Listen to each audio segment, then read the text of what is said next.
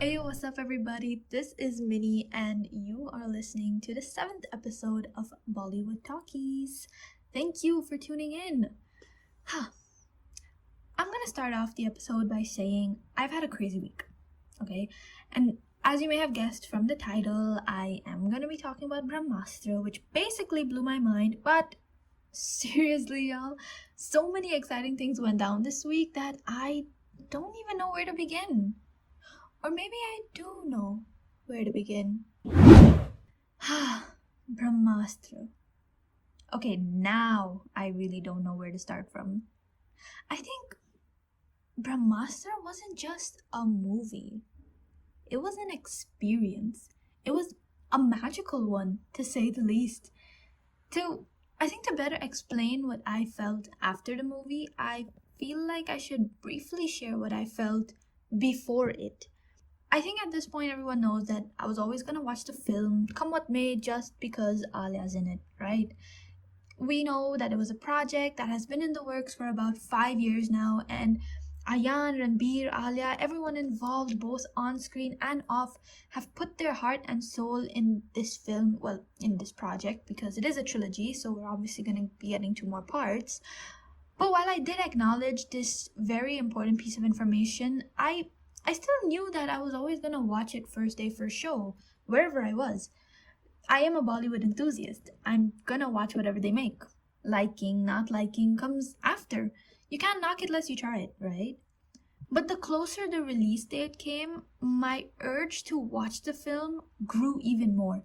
And the biggest reason was the fact that the boycott hashtag had been casually placed in front of the movie title and was enforced to do so. Absolutely ridiculous. But anyways, back to the film. I want to add that I didn't know shit about this movie, I didn't know what the Astroverse is, what am I to expect, etc., etc. I walked into this theater knowing absolutely nothing, just an empty brain with a full bottle of iced tea.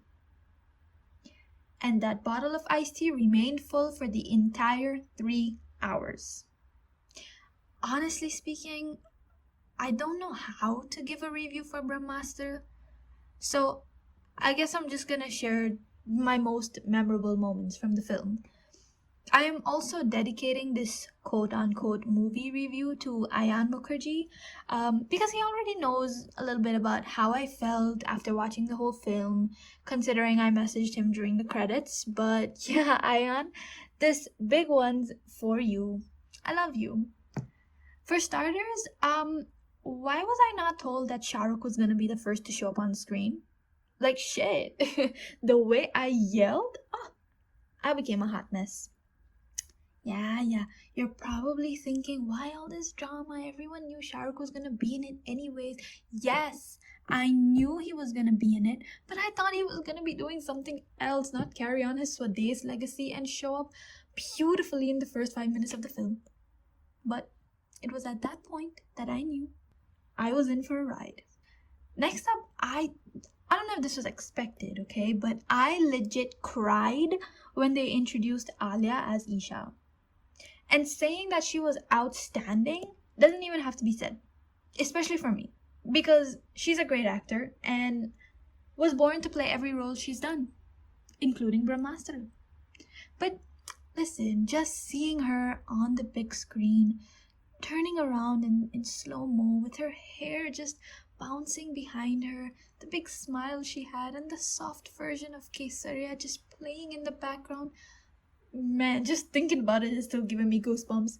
But speaking of background, Ayaan, I would like the entire background score of Brahmastra on a USB stick sent to my front door ASAP. Please and thank you. Because what kind of magic did y'all put in that? Jeez. Honestly, if I had to have my own Astra, it would definitely have to be the power of Dharma background scores. I don't know, just like K3G and Hasito Fasi music just shooting out of my veins or something. Anyways, getting back on track.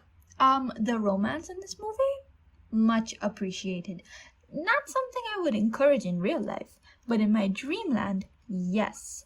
I would love for a random DJ who was just dancing at a Ravandin to follow me and straight up tell me he likes me before asking my name. Yep, 100%. But I have to admit, their pairing was done right. I could feel the love and the charm between them, which absolutely melted my heart. In fact, Ranbir portrayed Shiva in the best way possible. He is definitely a fabulous actor, but I think he was exceptional in this film. I have to give him that credit. But as the story progressed, I found myself getting lost into the Brahmastra world, just feeling like I was there with Isha, with Shiva, just walking around, fighting the evil, which, speaking of, Moni Roy, girl, I see you. You were so good that I hated you the entire film. I mean that in all good ways, shit, dang. But seriously, I don't think anyone could have pulled off Junoon better than you did. Continue being the best evil you can. I gotta tell y'all, my favorite scene from the film, well, one of them, the scene in which Anish Shetty, the artist, played by the amazing Nagarjuna sir, pulls out his Nandi Astra and just goes head on with the jeep, the VFX. The portrayal of Nandi just blew my mind so much that I don't think I'm ever gonna forget that scene. So powerful, so energizing. Y'all should have seen me pressuring my hands and legs to help them push the jeep from my movie seat. Ayaan, I don't like that you had me physically invested in this film. But fast forward, to the whole Shiva meeting Guruji scene. Special mention to Amitabh Bachchan, yes. I think from that scene onwards, though, I was at the edge of my seat. I don't think I can really explain how I felt completely without giving any spoilers, so I guess I'm not gonna go into detail, but the amount of ups and downs and lefts and rights was incredible. I don't think I can really recover from that film, so I don't know what I'm gonna be doing during parts 2 and 3. To round off, though, did anyone catch Deepika in the scene right after the interval, or was it just me? But also, so much speculation about who could Dave possibly be. Many people said Ranveer Singh, some were even talking about Hrithik Roshan. I think it would be interesting to see either or, but considering it's a very powerful kind of character, I'm kind of intrigued to see who they would possibly choose. And I know no one asked, but if I had the chance to choose who Dave should be, I feel like if Allu Arjun buffed up a bit, he may be able to pull it off well. That is also if Dave's story matches the idea that I have in my head. But I guess that's something we will find out in part 2. But all in all, Brahmastra was the kind of film that transported me and the people that I was watching the film with to a completely different world from the get-go.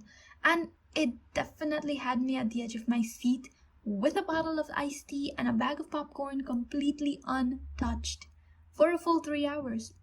And I would like to mention that we had no interval unlike you folks in India. So I guess that explains a lot. But really and truly, it was such a delight to see this kind of a star cast involved with such a project. Truly legendary. I mean, Shah Rukh, Amitabh Bachchan, Nagarjuna, Ranbir, Alia, Moni, and the special appearances like Dimple Kapadia, Gurfateh Pirzada. I mean, Ayaan, you knew this movie was gonna be it.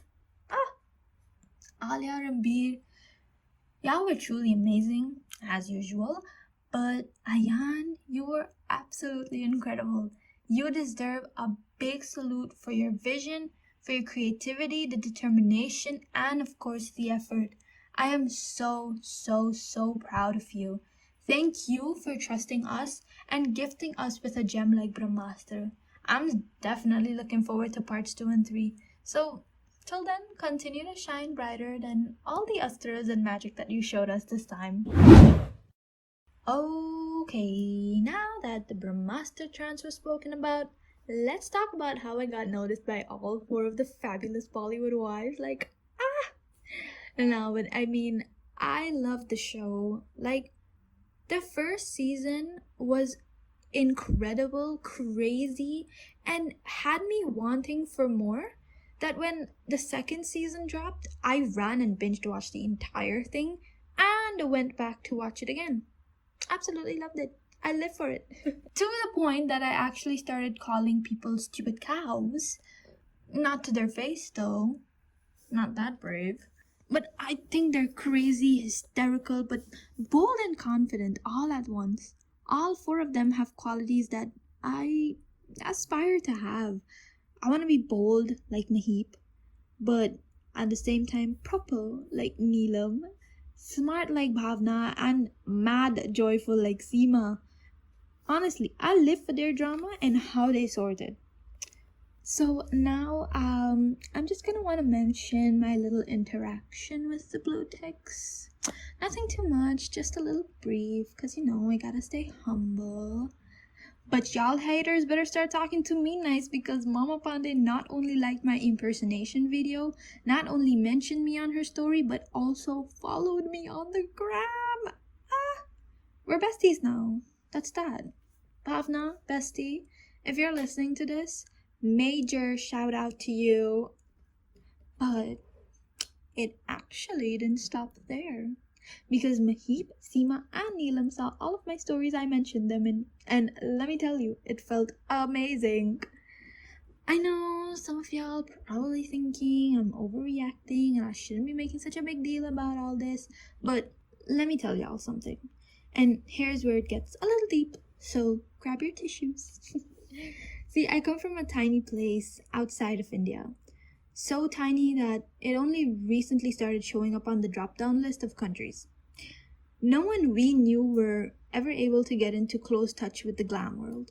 And for me, being one of the few kids or the few young people who thoroughly enjoyed every lick of Bollywood, I've always wanted to be there, be part of that world. The Indian entertainment industry didn't just stop at entertaining me. It made me feel safe and it made me feel happy. So when I see little interactions like these, it just brings me the most joy. And do I not deserve to celebrate that? I think I do. So yeah, I'm gonna enjoy every like, every mention, every story view I get. Just like I'm gonna enjoy season 3 of Fabulous Lives of Bollywood Wives whenever it drops. So, you guys have heard a lot about my love for Bollywood and the celebrities since the start of the show. But in today's guest segment, I'm gonna introduce and explain a little bit about my origin to you guys. I wanted to do it at some point, and it just happened in the previous segment as well. But since we are nearing the end of the season, not the show, just to clarify, I thought, why not do a little bit more in episode 7? So yeah, like I mentioned in the first episode and many episodes henceforth, and even in the previous segment, I was born and raised out of India on the tiny Caribbean island of St. Martin. So tiny that we aren't even a dot on the map. And with my whole chest, I can openly say that I was one of the few kids that really embraced my Indian background and was never afraid to showcase it. Yes, I was teased about it, I was made fun of, I was laughed at by Indians, but at the end of the day, my interests make me happy, and I feel good to say that despite all that, it has comforted me all my life. It makes me the best person who I am today. And like I said, I was one of the few kids to do so. My guest today is also one of those few kids. A South Asian girl grown up in the Caribbean. She's 4 years older than me, and we went to the same school, but never really spoke because in my head, she was one of the cool kids. In fact, many people don't know this. The first time I decided to perform a Bollywood dance number in front of our school was because I saw her do it first. And I thought if Soniya could do it, I guess I can too. So, without further ado, please join me in welcoming my guest for episode 7, one of my favorite island Desi girls, Sonia. What's up? Thank you so much for that intro. That is so, like, I had no idea that that was, the introduction that you had to me. That's what you thought of me. So that was so sweet. I'm so happy to be a part of this show. Thank you for having me. I'm so excited to have you here. But yes, all was true. In those 5 years of my high school, even in primary school, you were somebody that I kind of sort of took inspiration from. And any like performance that I did in school, like, I mean, I've done community events, but in front of the whole school was like, yeah, if Sonia could do it, then I could do it too. So yeah, thank you. Oh, that means so much. I'm so glad. So how are you feeling? How excited are you to like be part of this episode today? Yeah, I think okay, I'll be honest, I've never done a podcast before, so this is all very new to me, but I'm very happy that I'm, getting into this thanks to you. And it's exciting. Yeah, thank you. Let's just get straight into it. Now, as I mentioned, you're 4 years older than me, but you're not that old. But I am the same age as your younger sister, right? How would you describe growing up as a first generation on a Caribbean island? Do you see a difference between the way you were raised or the way you grew up compared to the way your sister was raised? Yeah, really good question. I will maybe provide some context about my background. So, my parents immigrated from India. They're from West Bengal, so the east of India, and they immigrated in the 80s, I would say. So my dad immigrated first to St. Martin in the 80s, and then went back to India, married my mom, and brought her over in the 90s. And I was born and raised on the island. And my sister is 5 years younger than me. And growing up, I think what I must say is that I'm just grateful that I was able to grow up on such an island, such a beautiful island. It really has to do with just the culture and the community. Like, I really feel like I have the best of both worlds in a way, where it's not just the Indian culture that I grew up in, which I'm again very grateful my parents tried to instill that in me, because if I look at some of my friends, they sort of didn't grow up with that. And I'm really happy my parents really tried to bring me up in that culture, but also just the Caribbean culture, the Samaritan culture growing up. It's such a diverse island. Like, I think it's like over 100 different nationalities. And I feel like there are some similarities between both cultures. Like, both of them are very much have their rich traditions, and they're very warm people, I would like to say. Like, they're also very community oriented, which is something that I've also grown up to be, like, very much about the community and where I'm from. So I think all those aspects really helped me to be open minded and empathetic to people. I think you can probably relate, like, being a third culture kid. So, for example, growing up in Samaritan, but also being Indian, and now we're both in the Netherlands, for example, studying and working. You recognize that it's really easy to question your identity and where you're from, and sometimes feel like you're not Indian enough, or not feel like you're Samaritan enough, or even in the Netherlands, like, people, you don't feel like you're Dutch enough sometimes. So with all those aspects, I recognize how much of a struggle it is to feel like you belong. And I think because I had that experience, I realized that I wouldn't want any of my friends or anyone that I meet to experience that as well. Because of that experience that I had growing up and that environment I was raised in, it made me more open-minded and empathetic, I think. Yeah. No, that's true. I think the open-mindedness is definitely something that I like to talk about first because we're kind people, and that comes from the fact that we're able to accept everyone regardless of who they are, where they come from, because the island has given that chance to our parents. The island was open-minded towards our parents, and we are taking that mindset forward. So I agree with what you say. Like, open-mindedness is a trait that we were gifted, and I am grateful for the island to have that. So yeah. Yeah, and going on to your next part about the difference between my sister and I, in terms of our identities, I feel like we both had our separate struggles. For me, because I was, again, the first daughter, like the eldest daughter of a Desi immigrant household, like, the struggles that comes with that is very real. And again, navigating this new space, like, my parents also, this is their first child basically in this new environment, and they're like thousands of miles away from their home in India. That would probably be a bit different than my sister, where was probably experiencing a lot more challenges in that aspect. But I feel like she also had her own struggles being younger than me and then also being the youngest sibling. So I think we both had our own struggles, but I think mine was very unique in that sense, being the eldest Mm-hmm. daughter. And maybe you can also relate to that. Oh yeah, I can. Definitely. Well, but I think it's still nice that, even having like a younger sibling, you're still able to like do as much as you can to like make sure they don't have the same struggles. But at the end of the day, as you said, everybody's journey is unique. But now, my next question then comes into talking about the similarities. Even though we're all Indians in different places, we're still like Indians. We have a lot of similarities. Now, my guests from episode 2, Pallavi, and my guest from episode 3, Millie, they talked about growing up in the US and how they used Bollywood as a medium to connect with their Indian culture. How much of South Asian entertainment shaped your life growing up? Yeah, really nice question. I think that's what you said, like being part of the diaspora and being away from the motherland.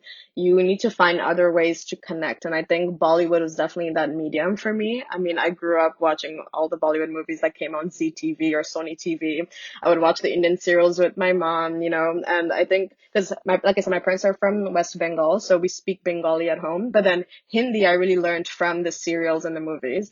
I don't speak fluently, but I can understand everything. So I'm very proud of that. I can watch, movies without subtitles, So in that sense, I feel like in terms of Bollywood, like that definitely helped me connect with that side of my culture and understanding, my people more and stuff. I think another big part of it is also food. I think the connection with food, like I remember growing up, we would watch like every Sunday, like Khana Kazana, like Sanjeev Kapoor's Khana Kazana on Ooh, TV. And the memories, wow. yeah, and I would watch that with my mom, and I would just looking at the food that he would make. I'm like, I would love to learn that. And my mom would also like use some of his recipes, but also put her own twist to it. So I'm really grateful that my mom had really had that connection with food. Like we want to feel belonging and home, and food is that medium for that. It is true, like the food just brings everybody together. It's so like it's just deep. I don't know what it is, but yeah. Yeah, and I think another big part for me with South Asian entertainment has to be the music and the dance. But I grew up dancing, I would say pretty much my whole life, and I really want to thank my parents, especially my mom, for pushing me to that. Like I know in for St. Martin, there are people that are involved in like creating these festivities and cultural events. I'm very happy that as kids we had that outlet to explore that. So we would have like Diwali ball every year, or some sort of community function. And I know my mom started pushing me to do those when I was like 4 or 5 years old. And it was just super fun, like hanging out with all the other Indian kids and like dancing and stuff, and all their little costumes and having like rehearsal. Like it was a whole thing. And it was just one of those fond memories I have being connected to Bollywood dance. Um, and then transitioning, we had this Indian teacher from South India coming to St. Martin to teach Indian classical dance, so Bharatanatyam. And I remember, like, I think when the news came out, my mom was like, "Okay, we're gonna get you into that class. Like, for like first class, you're gonna go in there." And again, I was like, "Why? Like, why is she doing this? I don't get it." But again, I'm so grateful that she pushed me to do that because that was another way for me to really connect with my culture and traditions and have such a deep appreciation and just love for Indian classical dance, but also it's a beautiful way to tell stories. So I'm very grateful that I was at least my parents really pushed for me to have that part of my culture intact. It makes us feel one with our culture, with our background, with our roots. And I think that's something that not only Indians all over the world, but even like people who are part of the industry, people who are artists in like these different fields, they should realize that, they're helping us really connect not only with one another but to our roots. And I think that's amazing. But now we're as South Asians growing up outside, we're basically engaging, or we're that kind of an audience that's really watching the entertainment from outside of the region, right? We're not natives who are in the country and watching the entertainment from there. So I do believe, and I know that there is always a difference in the mindset. Do you feel the same? And what are some differences, and what are some similarities that you feel are in the mindsets and the viewpoints as a native audience compared to we as the foreign audience? Yeah, that's a really good question. I think if I think of the similarities, I definitely understand where I get my hopeless romantic side from. Like, Bollywood just reinforces that hopeless romanticism, I swear. In a way I understand, like I've also been curious, like is like Bollywood so obsessed with love and this marriage and this kind of showing happiness through that. And I was reading an article and they were saying it's because we use film and cinema as a form of escapism. I definitely recognize that. I think for me, as maybe an outsider audience and maybe my generation now, I feel like our generation is a bit more socially conscious or can be very you know, has this mindset of wanting to change the world in a way, or we see how the world is and we would like to have more content about more social relevant issues. So I feel like that's something that I would like to see Bollywood do more of. That's not to say that there isn't a transition. Like I'm definitely seeing a lot of programs like TV series or movies coming out that are having like these discussions or having this conversation about different social issues, especially like the independent ones. Like when I see Netflix and Prime right now, I'm like, there are some really good storytelling, some really good shows and series out there. And I'm like, okay, this is something that we need to see more of. But like in Bollywood, I feel like that's again coming from these other platforms.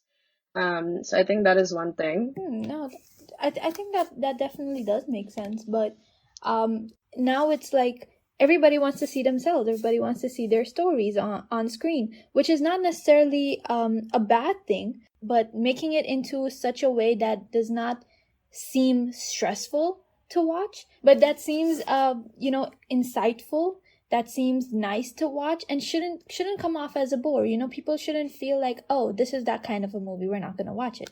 So yeah, I agree with what you have to say. So yeah, I completely agree. I don't think it should water down or like completely get rid of like the musical numbers or like the amazing soundtracks and scores that they have for sure. But another aspect that I think that might differ is like representation. You kind of touched on this, like representation of different people, like body types, skin tones, able-bodied, or disabled people. Like just everyone should feel represented. Alrighty. Now, I think that was a lot of serious talk, if I may say. Let's get to the part where we make you feel like a celebrity.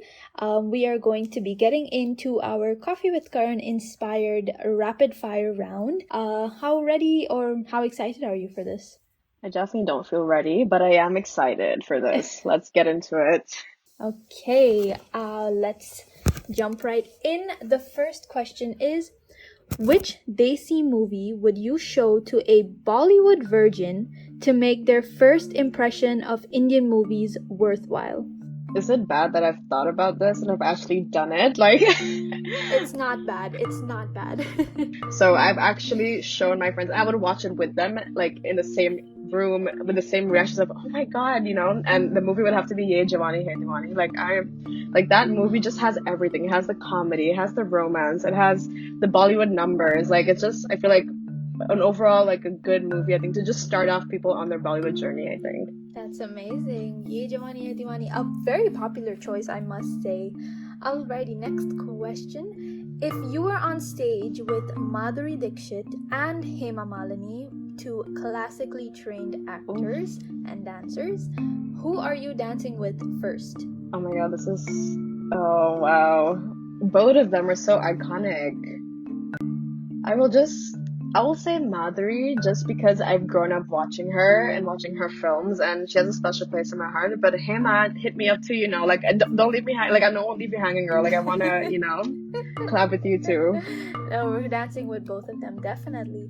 Alrighty, the next segment in the rapid fire is the Caribbean vibe. So basically, I will give you a couple of situations and you have to tell me which Desi celebrity you would want to do these situations with. Okay? Alrighty, so the first situation is, which Desi celebrity would you want to eat a full meal of Johnny cake, scallop potato, and barbecue chicken with? Oh my god, yo! Now you're taking me back to home. Like now I want that food. I think I would want to eat it with Ranveer Singh. I don't know. I feel like he's someone that is very like open-minded and outgoing. I think he has an appetite. Like he would want to eat, and I feel like he would also appreciate that. So I think him, yeah. I completely get it. Girl, whenever you get to do that, please invite me. Oh, I would love to be there. Okay, next situation. Which Desi celebrity are you going to the beautiful Caribbean beaches with? Oh my God. I think Deepika. I don't know, Deepika Padukone. I'm saying like the couple, but like I feel like she would be someone who's just laid back. I mean, she's obviously gorgeous. I would love to see her, in her beautiful beach attire. But more than that, I think she would just be really chill. But also, if we were to be like, oh, let's go kayaking or something, I feel like she would also want to join. So someone like that, laid back, but also spontaneous. I think that's her. Oh, I'm just thinking about Deepika Padukone in a bikini going kayaking. Oh, Ooh. amazing. It's getting hot in here. Okay, next question. Which Bollywood celebrity are you dancing and winding your waist with? Ooh, girl. Ooh. I want to say Shahid Kapoor.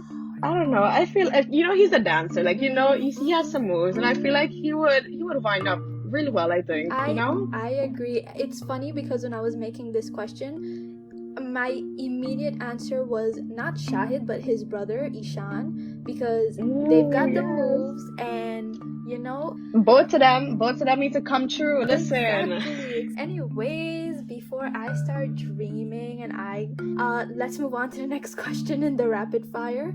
What is a Hindi song that you are currently listening to on repeat? Ooh, I think now I'm listening to, I think might be a bit late, but Pasuri, like the new song that came out, like that's just like the whole vibe. Like I'm feeling it. I really love that song. I agree, it is a vibe.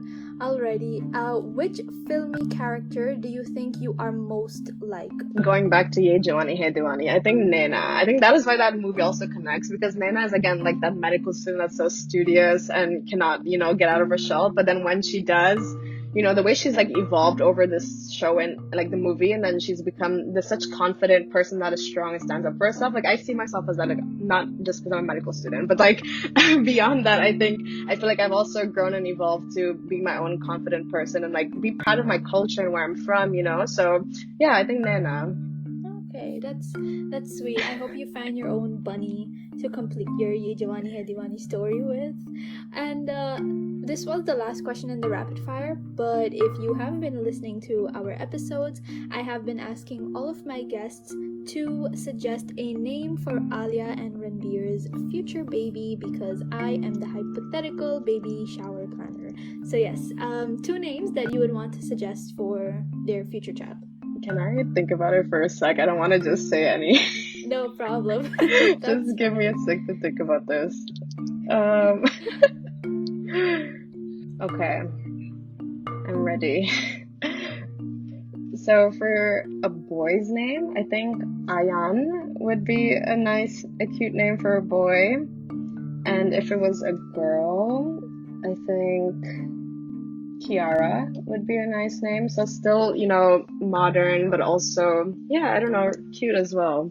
That is cute and kind of crazy. I mean, Ayaan, you're not the first person to say Ayaan. I think somebody else did mention Ayaan as well, for the baby. But Kiara now, this is gonna be a little spicy. I think Kiara and Ayaan are still a very, very beautiful names. So I will put that in the name suggestion box. And if they do happen to come across my channel, across my Instagram, then they will be able to see it for sure. But other than that, you did great on the rapid fire. How do you think you did? I think I'm easy into it. I think I did an okay job actually. You did. Now let's see how well your Bollywood knowledge is. Up next, we have, also inspired by Coffee with Karan, the quiz, which basically tests your Bollywood knowledge. Just have to guess the correct answer, and you don't win a hamper, but you do win. So are you ready for it? I've actually heard this in other episodes, and I was stressed. I was like, am I gonna manage? But I'll be ready as I'll ever be. Let's just get into it. Yeah, okay. So let's go ahead with the first question. Which character said the following dialogue in which movie? The dialogue is, "How dare you? तुम्हारा कोई हक नहीं बनता कि तुम इतनी खूबसूरत लगो. Not fair." The iconic Pooja from Kabhi Khushi Kabhi Gum. is correct. Poo from K3G. Okay, next question. In DDLJ, Dilwale Dulhaniya Le Jayenge, when Raj first meets Simran, whose eyes does Simran's remind him of? There are three options: his mom, his grandmother, or his sister. I'm really trying to picture this movie. I'm just trying to picture Shah Rukh say. I want to say his mom. No, it's not his mom. No. Or you can still guess from the other two options. His grandmother? His grandmother is correct. Okay, I was debating between the two. Okay. Yeah. Alrighty. Next question. Which popular Bollywood wife makes a special appearance with her own show in the movie Kuch Kuch Hota Hai? Oh, I can see the eyes going big. Is it Neelam? Yes, it is Neelam. Oh my god, iconic Neelam. Yes. Yes. I had to picture the movie with. Yes, okay. To help you out a little more, she did have the Neelam show on Kuch Kuch Hota Hai. So it was just a little guest appearance, but still, she was there. Okay, next question. In Bunty or Bubbly 2, Saif Ali Khan played the character Bunty. Who was the original actor from the first part? Abhishek Bachchan. That is correct, Abhishek Bachchan. And last question. What name is Salman Khan's character Prem referred to in the movie Partner? Oh wow, I haven't seen that movie in a while. It's not coming to me. Yeah. Well, if it helps, he is basically referred to as blank guru. Oh, Love Guru. Yes. Okay. I'll still give it to you, Love Guru. That is Yay. correct. That brings us to the end of the quiz. I think you did fairly well. Thank you. I was sweating, but I'm glad it's over now. So you definitely still do get the hamper if we had one. Yay. Alrighty, well, along with the quiz and the rapid fire, this does bring us to the end of the guest segment and unfortunately the end of the episode. How was it? How did you feel being part of episode 7? It was so much fun. Thank you for having me, Minnie. Not only like the rapid fire and the quiz, that was really fun, but just having this conversation about our identities and where we're from, like it makes me super proud to be an Indian Samartaner. So yeah, thank you for having this conversation and having me here. Thank you for being part, as we like to say, St. Martin to the world. So thank you for joining, Sonia. And to the listeners, thank you so much for tuning into this particular episode.